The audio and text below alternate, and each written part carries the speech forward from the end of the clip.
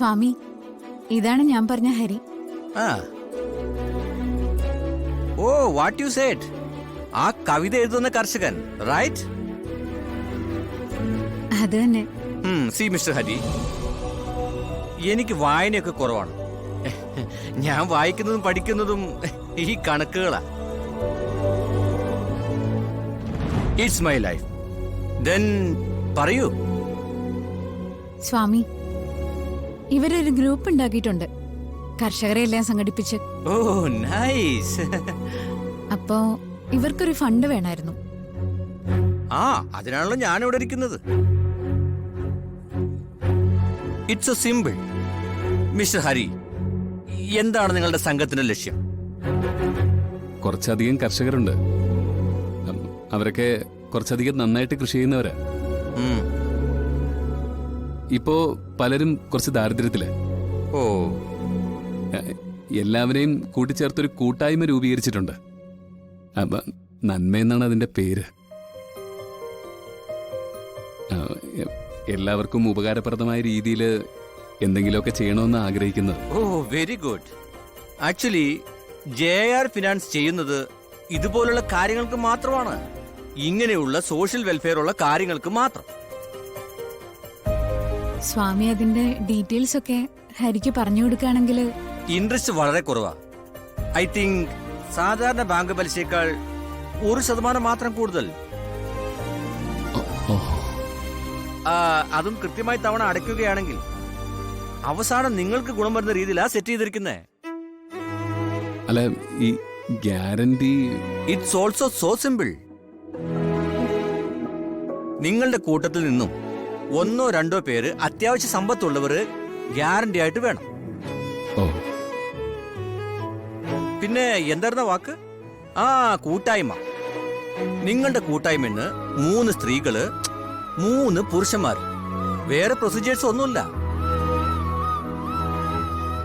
നിങ്ങളുടെ ആവശ്യം ജെന്യൂൻ ആണെന്ന് ഞങ്ങൾക്ക് തോന്നിയാൽ ഞങ്ങൾ ഫണ്ട് തരും.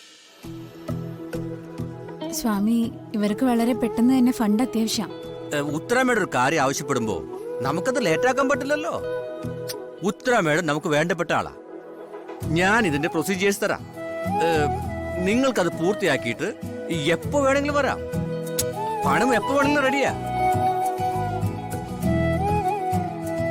ഹരി, അങ്ങനെയാണെങ്കിൽ ഡീറ്റെയിൽസ് വാങ്ങിച്ചു പോയിട്ട് ഹരി ആലോചിച്ച് പറഞ്ഞാൽ മതി. നാടിന് നല്ലത് സംഭവിക്കട്ടെ, ചുറ്റുമുള്ള ആളുകൾക്കും. അതാണ് JRന്റെ ലക്ഷ്യം.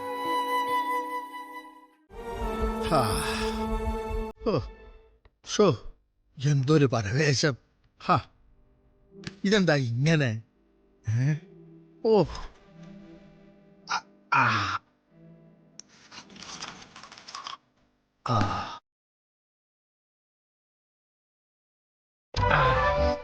എത്ര വെള്ളം കുടിച്ചിട്ട് ഈ പരവേശം മാറുന്നില്ലല്ലോ ഭഗവാനെ.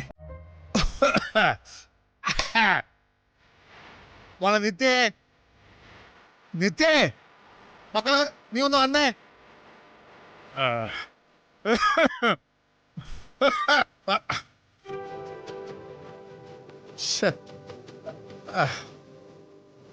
മോളെ, മോളെ നിത്യേ, നീ വന്നേ മോനെ.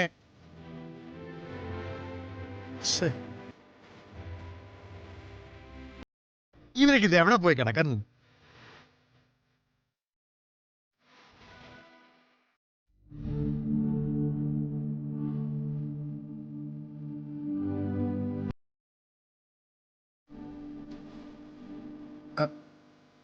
മോളെ,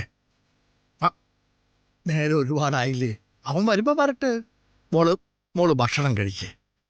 വരട്ടെ, എന്നിട്ട് ഒന്നിച്ച് കഴിക്കാം. നമുക്ക് ആദ്യം ശീലമൊക്കെ ഒന്ന് മാറ്റണം. ഭക്ഷണം കഴിക്കുന്നത് ഓരോരുത്തരുടെ ശരീരത്തിന്റെ ആരോഗ്യത്തിന് വേണ്ടിയിട്ടാ.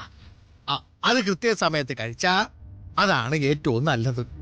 ഈ ഭക്ഷണത്തിന് മുന്നിൽ ഈ കാത്തിരിപ്പ് നിന്നാ തന്നെ മനുഷ്യൻ പാതി രക്ഷപ്പെടും.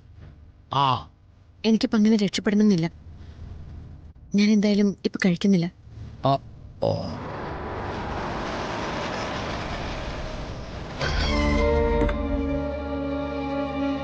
അതവൻ വന്നു തോന്നുന്നു. നീ നല്ലോണം ചൂടായിക്കൊള്ളു കേട്ടാ. വഴക്ക് പറയണം കേട്ടാ.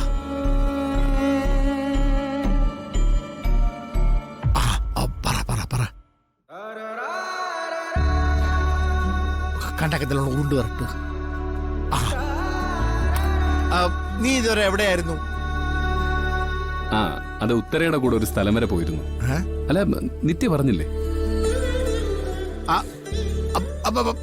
പോയ സ്ഥലത്തിനും പേരൊന്നുമില്ലേ? ഞാനാ ചോദ്യം ചോദിച്ചേ. സാധാരണ ഒരു കാര്യം വരുമ്പോ ആ കാര്യവും പോകുന്ന സ്ഥലവും ഒക്കെ കൃത്യമായിട്ട് പറയുന്ന ഒരു ഏർപ്പാടുണ്ടായിരുന്നല്ലോ.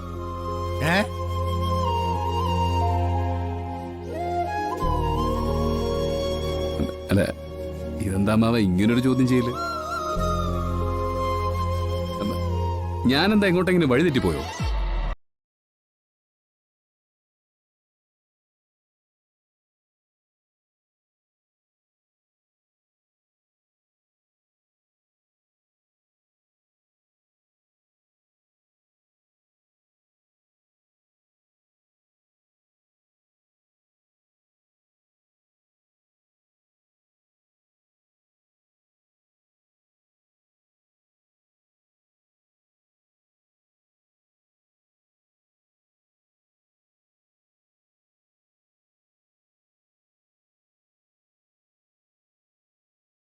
ഏതൊക്കെ വഴിയാ അപകടം വരാന്ന് അറിയാണ്ടിരിക്കുക. അവിടെ അവരുടെ പാതിരാ സർക്കിട്ട്. അല്ല എടോ പിന്നെ ഞാൻ കഴിച്ചു.